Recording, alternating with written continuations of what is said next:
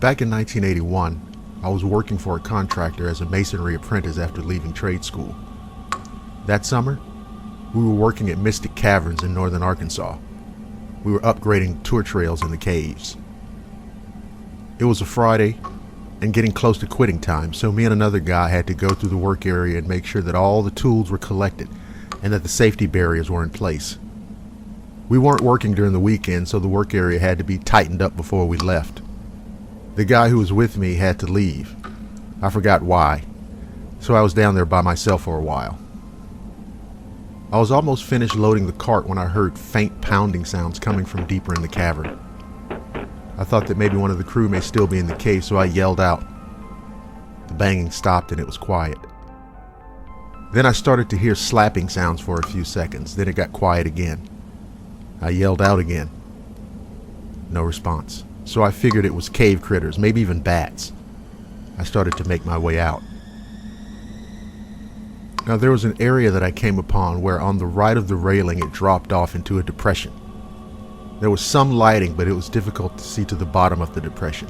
As I passed by, I heard splashing sounds coming from the depression. I stopped, and I got a glimpse of something on two legs walking in the water below. Further away, there was a section of the cave that opened up and was well lit. As I watched, the splashing continued. Then I saw the thing moving out of the shadows and moving away from me. Now the only way I can describe this thing is that it was something walking on two legs with large frog-like feet. It was about 5 feet tall and was dark grayish green. The head was large, rounded. It only turned around slightly, so I couldn't see much detail in the face. The body was thick in the chest but narrow at the waist and hips. It bent at the knees when it stepped and had shiny skin resembling a frog, and I didn't notice any hair. I didn't hear any vocals, just the splashing as it moved away from me. I'd estimate that it was 70 so feet away from me when I first got a good look at it. I wasn't scared, just stunned. I grabbed the cart and quickly made my way towards the entrance. When we came back to work that next Monday, I didn't mention anything to anyone. I kept a sharp watch for anything out of the ordinary. The job lasted a few more weeks, and luckily, nothing else out of the ordinary occurred.